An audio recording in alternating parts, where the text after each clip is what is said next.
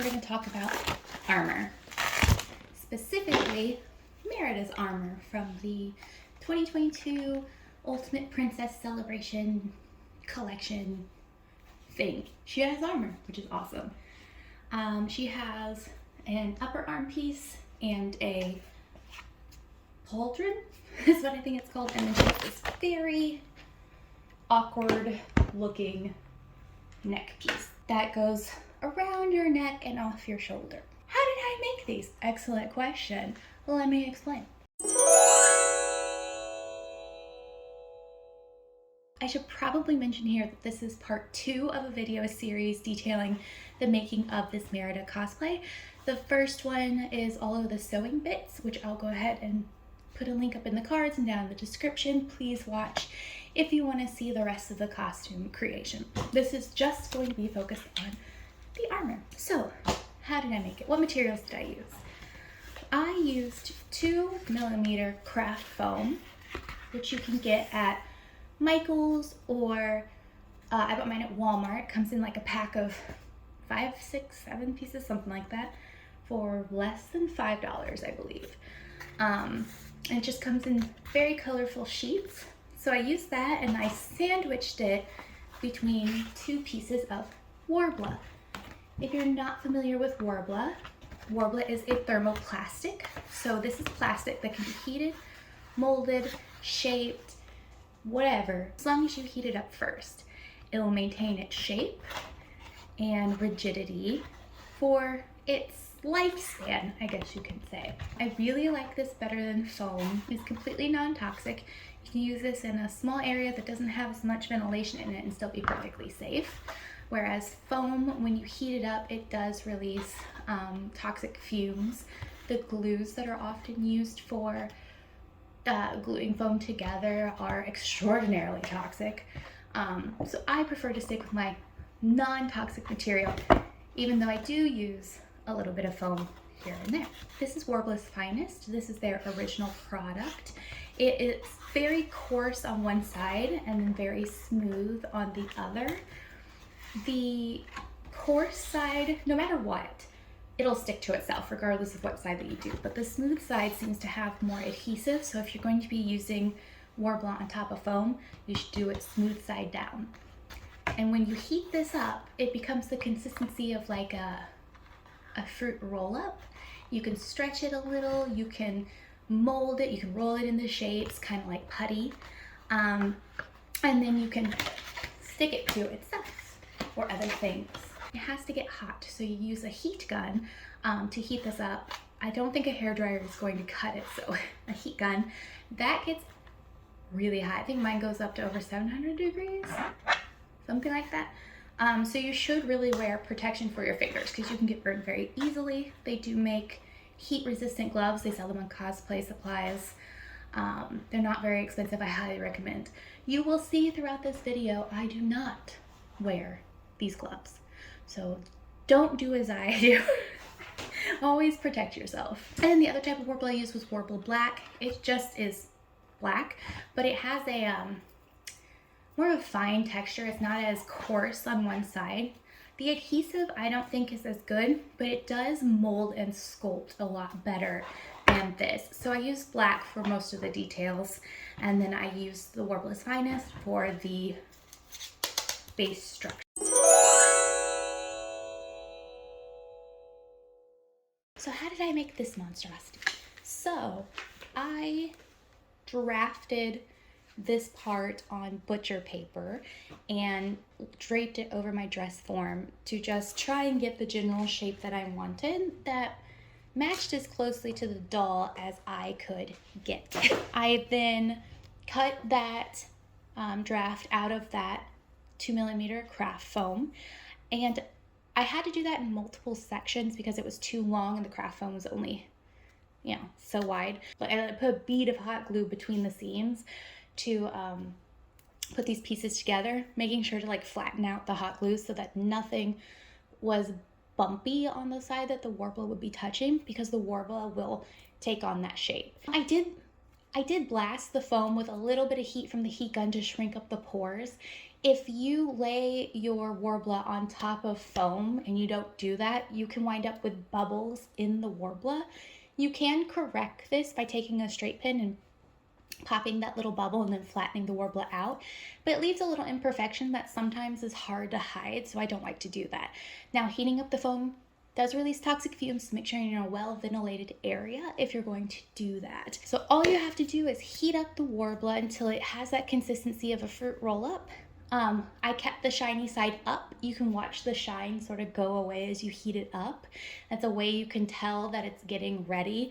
I just press that foam right onto the Worbla and then rolled the edges over the foam. So the Worbla was cut slightly bigger than the foam itself, and I just wrapped the edges around it. That would really hold that foam in place. Even though Worbla does have an adhesive, it's not like super great when you're sticking it to things that's not more Worbla.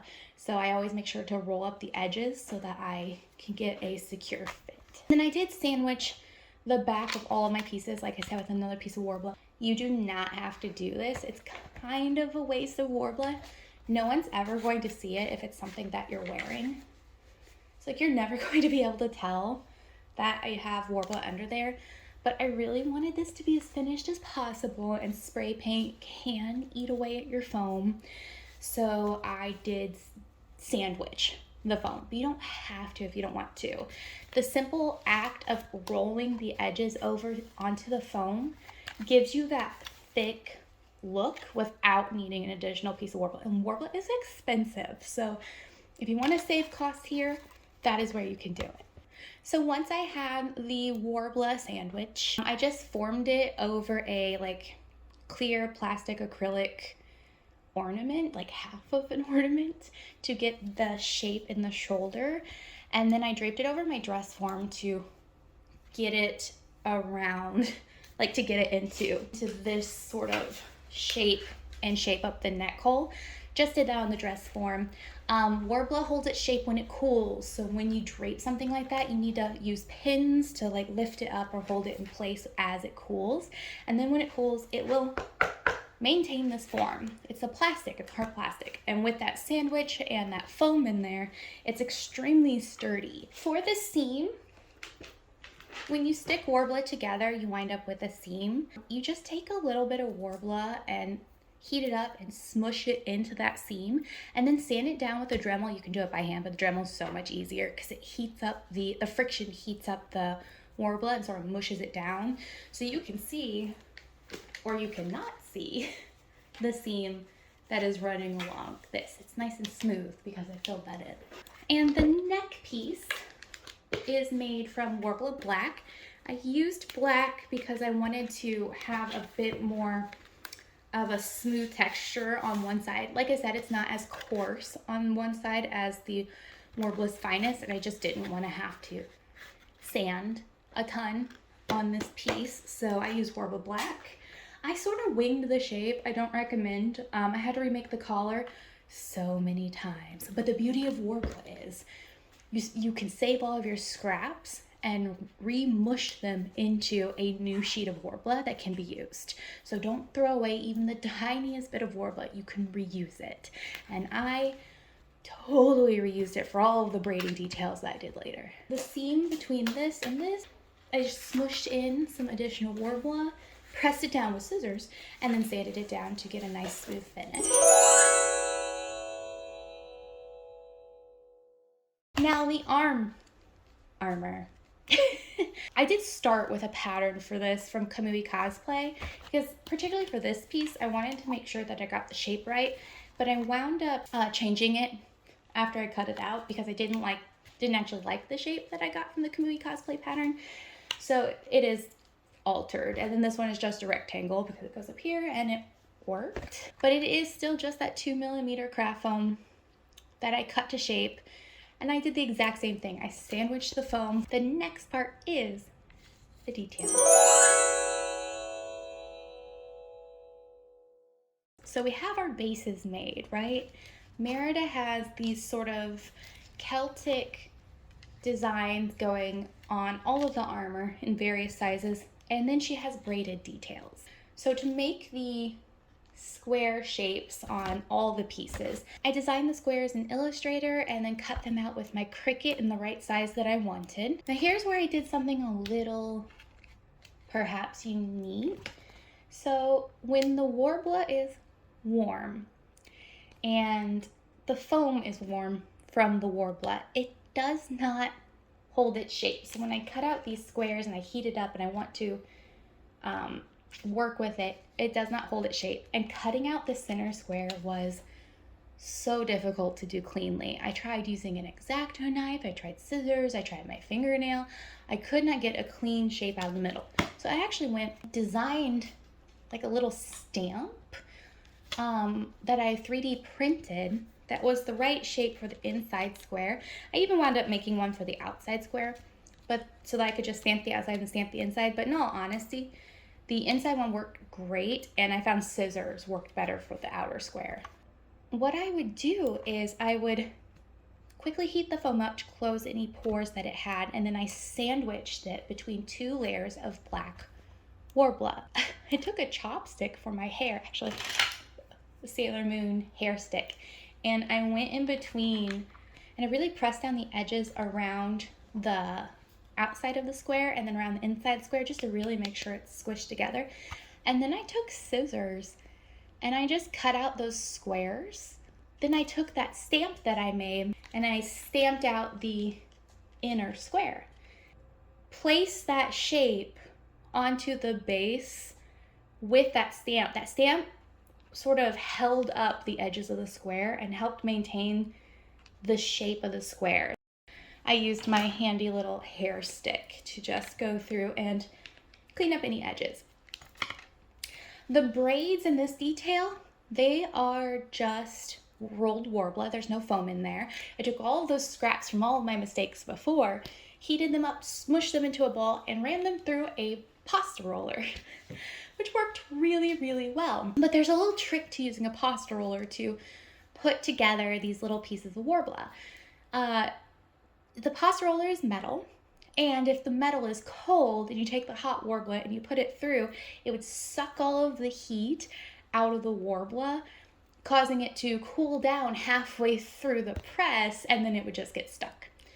But if you heat the rollers up too much before putting the hot Worbla through, then it heats the Worbla up too much and makes it stick to the rolls. So there's a fine balance between gently heating up those rolls just a little and then putting the hot Worbla through it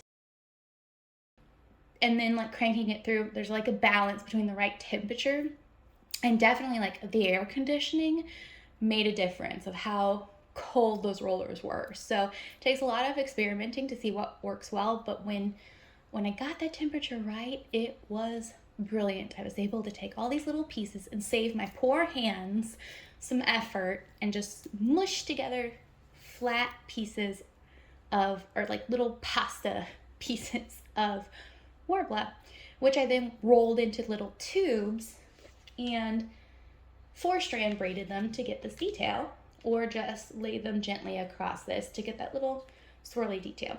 I also made these little S's out of tubes. I don't know if there's a better word for that. Those rolls of Worbla, including these, and used my handy little hair stick to form them into the right shape and clean up any like not so great looking pieces. These edge pieces is the linguine setting on my pasta roller.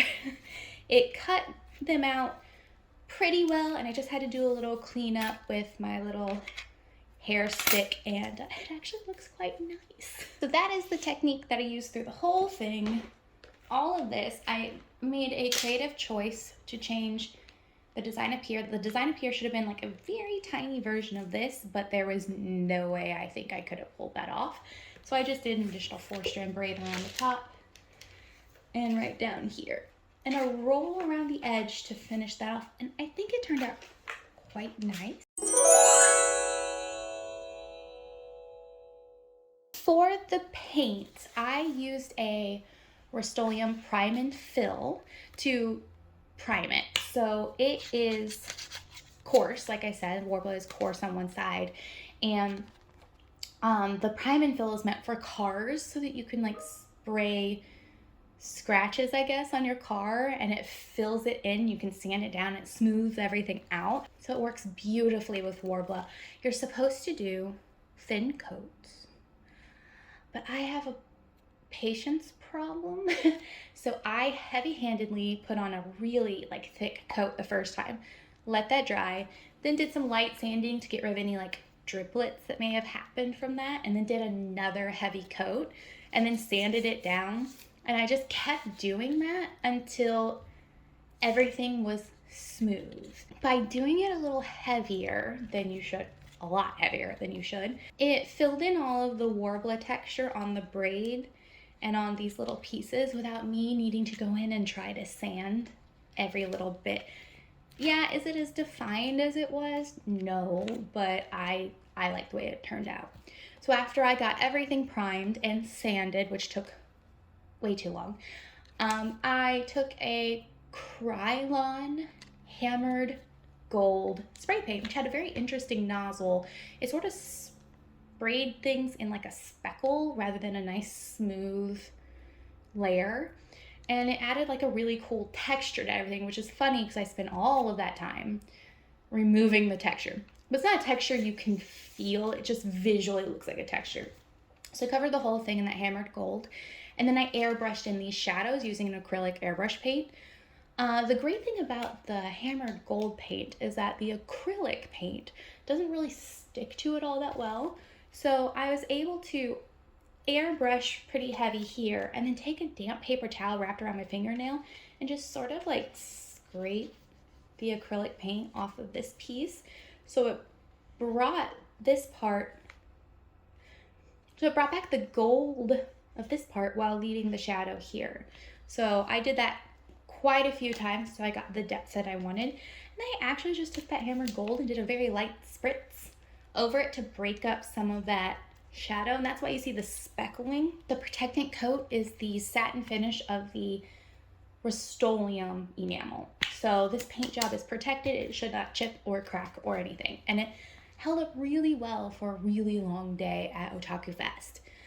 And I just used some elastic on the back, just hot glued in there to keep it from popping off whenever I would flex my arm too much. And I added a strip of fur. It's the same fur that I used on my boots and on the shoulder of the bodice. Just a little extra piece on top, and that actually kept it from rolling around on my arm.